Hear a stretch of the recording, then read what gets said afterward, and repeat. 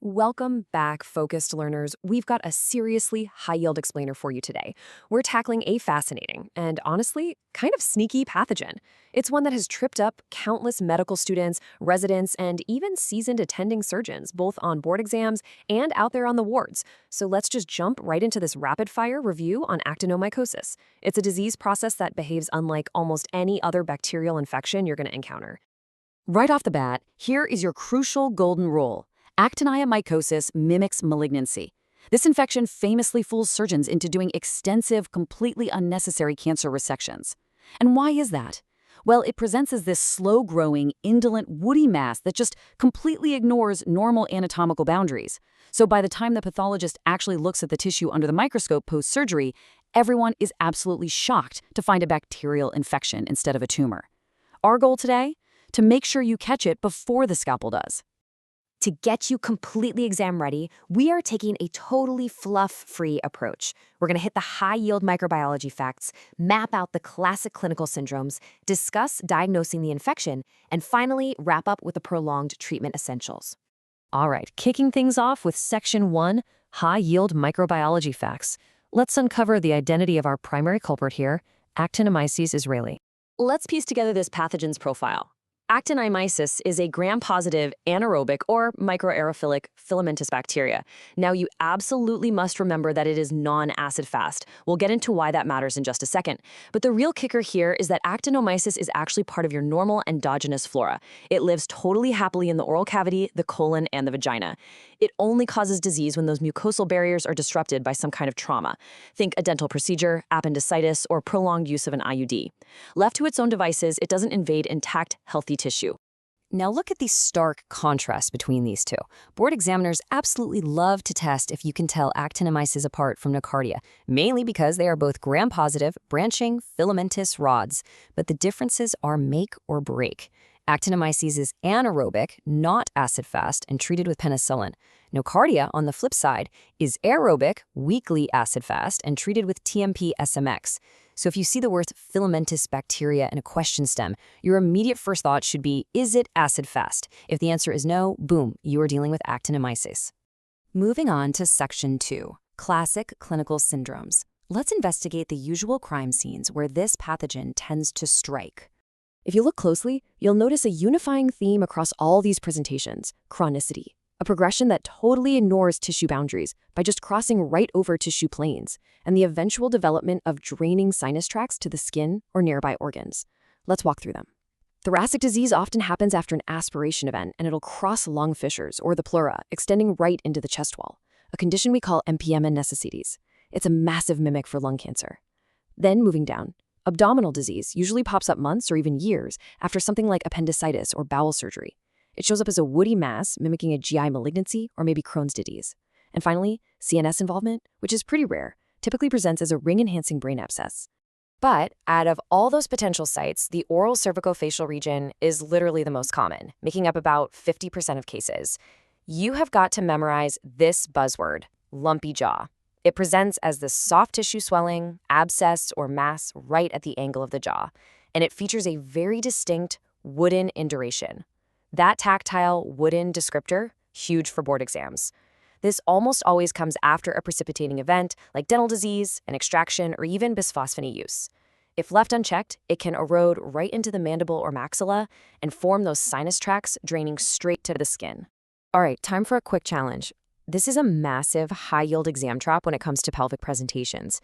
Imagine you spot Actinomyces-like organisms on a routine pap smear in a completely asymptomatic woman using an IUD. What's your next step? Take a second to think about it. Do you pull the IUD? Do you put her on antibiotics? The answer is educate and follow up. Do not routinely remove that IUD. Remember, because Actinomyces is part of the normal vaginal flora, just finding it on a pap smear in an asymptomatic patient is absolutely no reason to panic. Now, the flip side is if the patient actually has symptoms. Prolonged IUD use, usually over a year, does increase the risk of pelvic actinomycosis. That can lead to endometritis, a tubo-ovarian abscess, and a severely rigid frozen pelvis that can even elevate CA-125, again mimicking ovarian cancer. So if and only if pelvic actinomycosis is actually confirmed, then yeah, you must remove the IUD. Okay, section 3, diagnosing the infection. Let's find out how to locate that smoking gun so we can confirm the diagnosis before a patient ends up in the OR for no reason.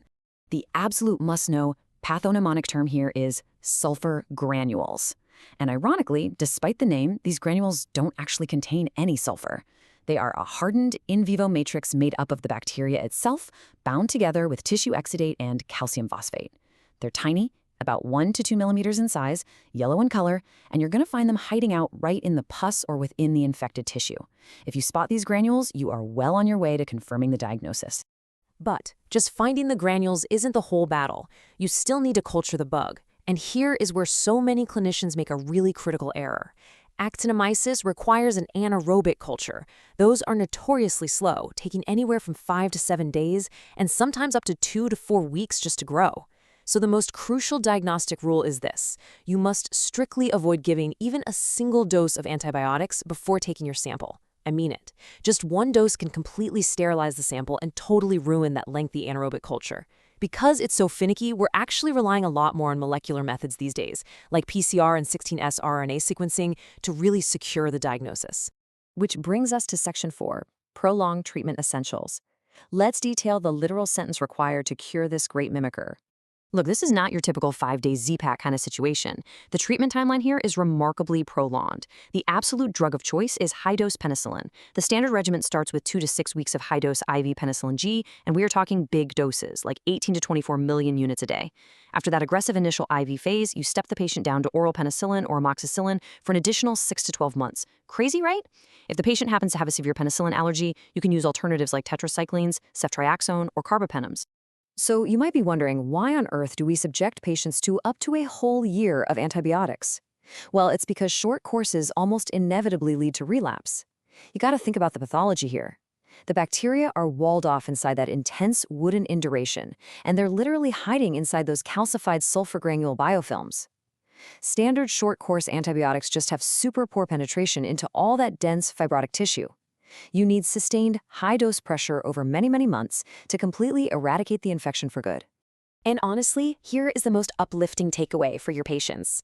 Despite presenting as this terrifying, tissue-invading mass that looks exactly like a tumor, surgery is often completely avoidable. Conservative medical therapy alone is curative in the vast majority of cases.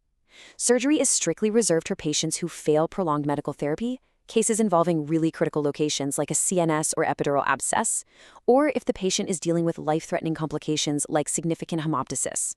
Let's bring it all home and cement these high-yield facts into your brain with a quick, rapid-fire review of the top exam takeaways. Number 1, Actinomyces is a gram-positive anaerobe that is not acid-fast. Seriously, do not confuse it with nocardia. Number 2, look for those pathognomonic sulfur granules in the pus. Number 3, clinically, it presents as a woody mass that totally ignores boundaries and crosses tissue planes, eventually forming sinus tracts. And number 4, treatment requires high-dose penicillin for an extended duration of 6 to 12 months. So I'm going to leave you with this final thought. The next time you encounter an indolent, woody mass slowly crossing tissue planes, whether that's on a board exam or out in the clinic, will you remember to hit pause, hold off on the antibiotics, and check for sulfur granules before sending your patient straight to surgery? I certainly hope so. Keep these structured facts in mind, and you're going to navigate this great malignancy mimicker with absolute confidence. Thanks for joining me on this explainer, and keep up the great studying.